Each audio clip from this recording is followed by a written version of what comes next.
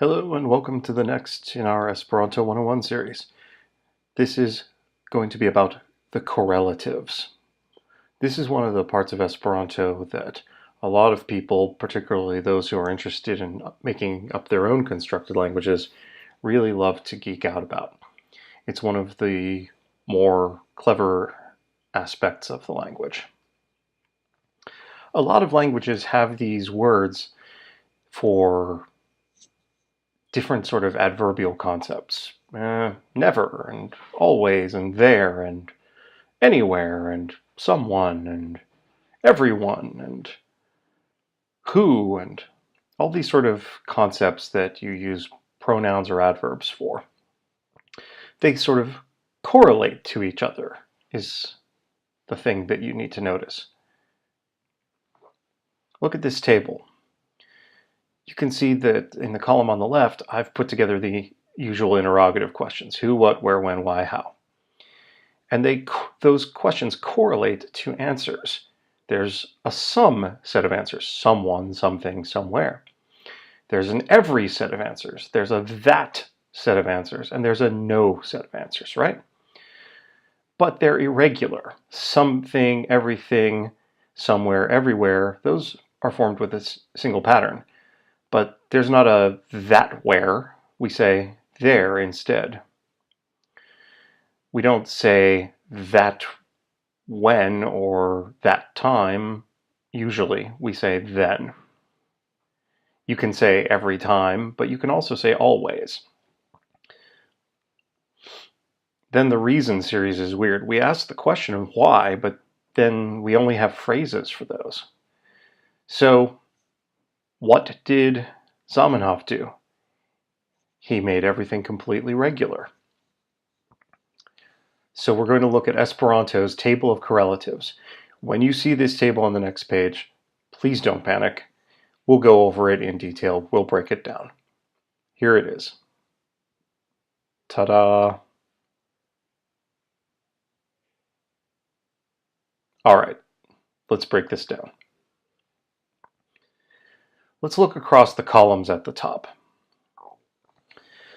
To look at the columns, we're going to use the row that ends in the letter E, which is the place row, the row for where things are. So the first entry is the column where all the words start with ki. So the word is kie, which means where, because ki asks a question. The second column is the T column, the that column, tie, there. So you could imagine a two-word exchange. Kie, tie, where, there. Then there's the E row, just starts with the letter I. It means some, so ie is somewhere. And then there's the neni row, the neni column. Nenie, nowhere. And then there's the chi column, which is the all column. Chia, everywhere. It's not anywhere, it means everywhere. It doesn't mean pick a place, any place at all. It means all places at once. If you want to say anywhere, we'll learn how to do that later in this slideshow. Okay, now let's talk about each row. The first row is the row of pointing out a specific individual in a set. The words of this row all end in U. Kiu, tiu, iu, niniu, chiu. This one is usually used to ask the question who. You know it's a person, you just don't know which person it is. So it's kiu, or tiu, or iu, or niniu, or chiu. That one, someone, no one, or each, or every. Okay, well, the thing about picking an individual out of a group is you could pick more than one individual out of a group. And so we have plurals of these. Notice you don't really pluralize no one. That doesn't make sense to have multiple no ones. You probably could idiomatically, but it's not really standard usage. But if you're asking about more than one person, more than one who, you would say kiwi, Hey, we're finally using that UJ diphthong. If you're answering rather multiple of those ones, it's tiui. If you're asking several among a group, it would be iui. And if you really mean every instead of just each, you would say chiui. Now let's use these words in sentences, and it'll make much more sense. The question kiu estas is who is? Who is it? Is what you would usually ask in English, but if someone's at the door, you could say kiu estas. I like that dog. Well, we know it's a dog, so we don't use the what thing is it row, we use the which one is it row. Which dog do you like? That dog. Now notice, we put the accusative N on tu, because the dog is the thing that's liked. It's the direct object. Mi ŝatas tiun hundon. I like that dog. Everyone will go. Ĉiuj iros. Everyone, and it's plural. So ĉiuj instead of just ĉiu will go. Iros. If we were saying each of us will go, we would say ĉiu iros. All right, the thing row. You notice these all end in O. That's to make them look sort of like nouns. Now these don't get pluralized. They do take the accusative if they're the direct object, but they don't really get pluralized. If you know enough about the thing to know that it's multiple things, you should be using the U form. You should say kiwi, not usually kioi. So, what, that thing, something, nothing, and everything. Kio, tio, io, ninio, chio. If you're looking at a thing and you just don't know what it is, you might ask your friend, Kio estas? Or, if your friend comes up to you all excitedly, you might say, Kio estas? Meaning, what is it? What's going on? And you say, I like that. So you sort of use it in the nebulous way of like, things are going on around you and you say, hey, I like that. Mi ŝatas tion. Something's coming. Something you might see in a horror movie. Be io venas. Now, if you knew it was a person coming, you'd say iu venas. Iu venas. Someone's coming. But it's something. Io. Kind. Now, these all end in A because they're adjectives. They're sort of descriptive. Kia, tia, ia, nenia, chia. What kind of something is that? That kind of thing it is. And so on. Let's use these in sentences and you can get the hang of them.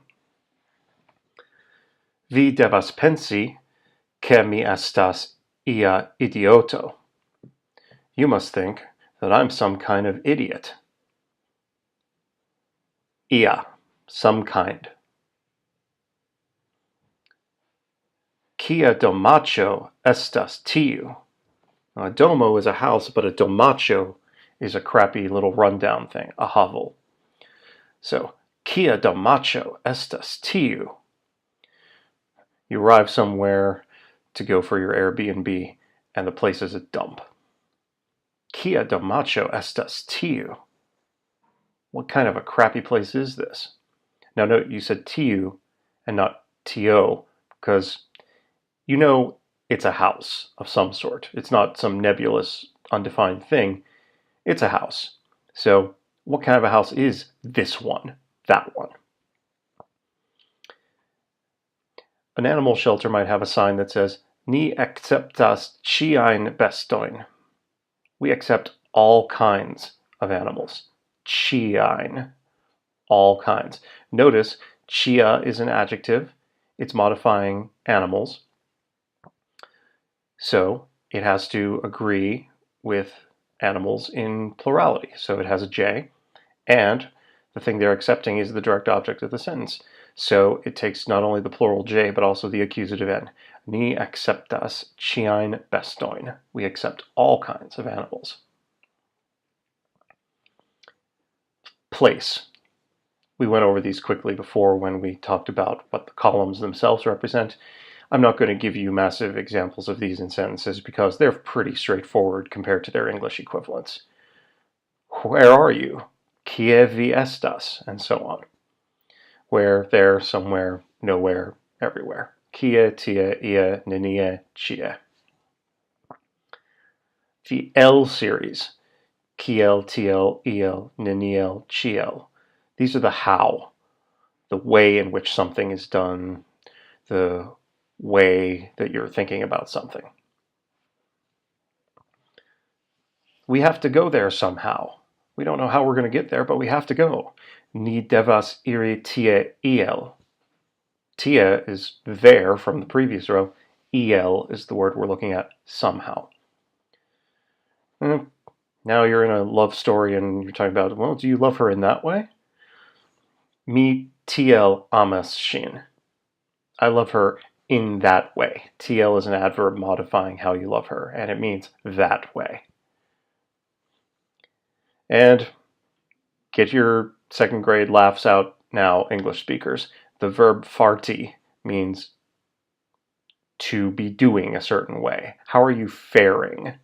We might say more archaically. Kiel vi fartas? How are you doing? In what way are you faring?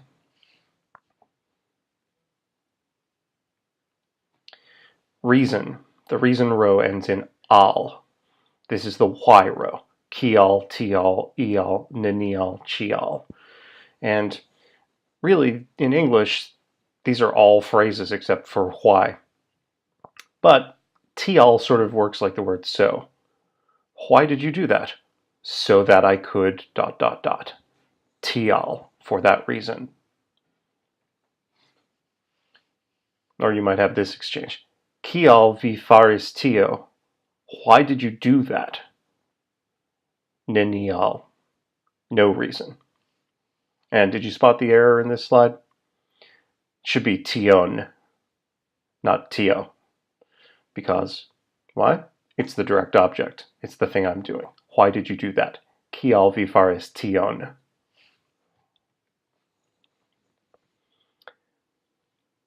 How about the row? This is the time. When, then, sometime, never, always. Like the place row, these are pretty straightforward, so I'm not going to give you a ton of examples. The row, how much, is a bit more tricky. Kiom, tiom, iom, neniom, chiom. How much, that much, some amount or some much, none of the thing, and all of the thing. These are a little tricky because in Esperanto we have a preposition for these. The preposition is da, not to be confused with de, which means of. Well, of in the sense of belonging. This is da, which means of in the sense of quantity. Mi bezonas iom da teo. I need some tea.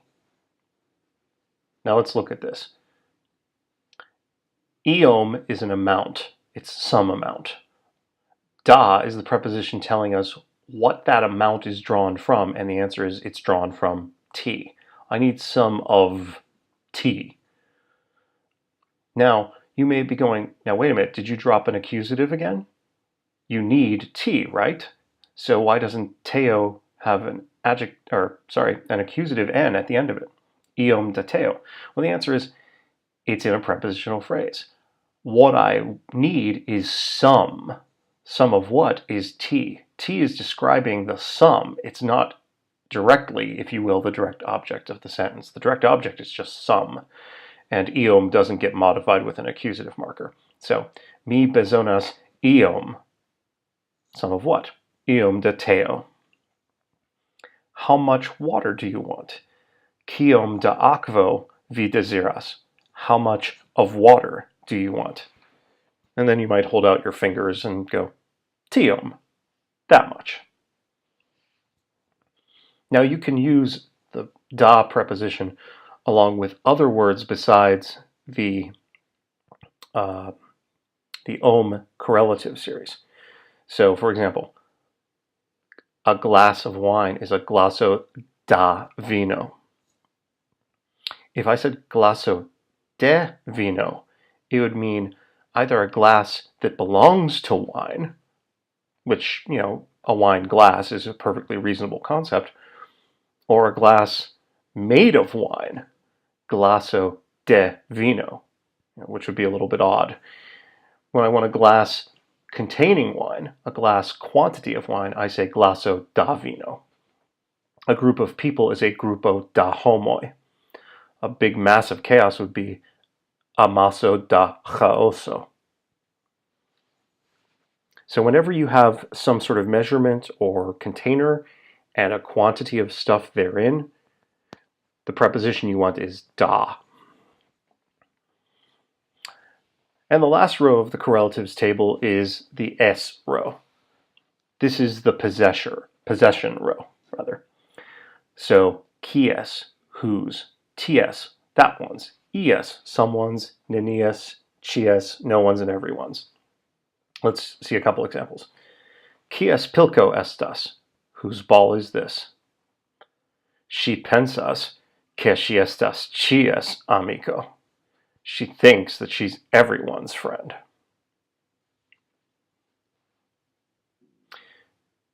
You may realize that we said that but not this, and we said there but not here. How do you say those words? There's a modifier word that's just chi. And when you add it to the words in the T series of correlatives, it turns the that component into the this component.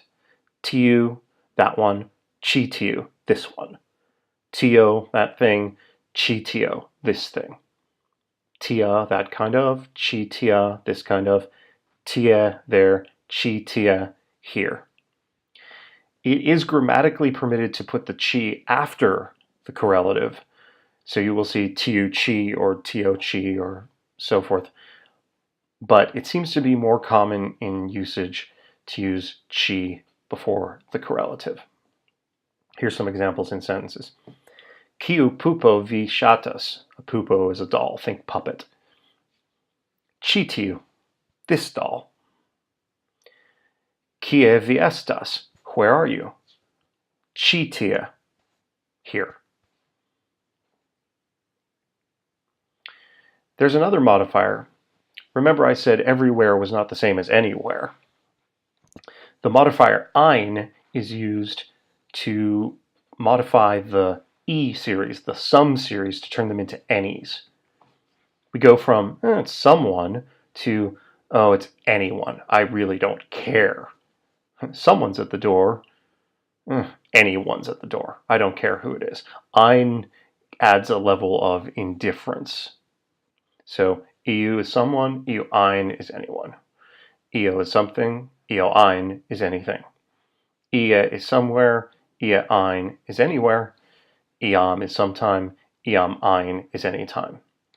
In both the cases of chi and ein, I've only put a few examples in the table, but every row of the correlative table can take those modifiers. Kie ni devus iri? Where should we go? Ach, ni iru ie ein. Let's go anywhere.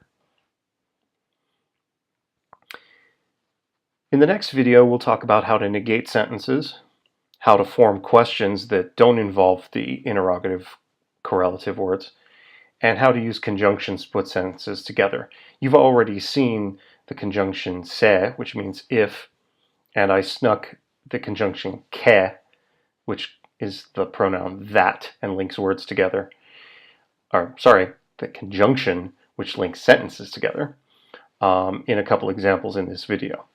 So we'll look at those in more depth next time. Dankon pro la spektado.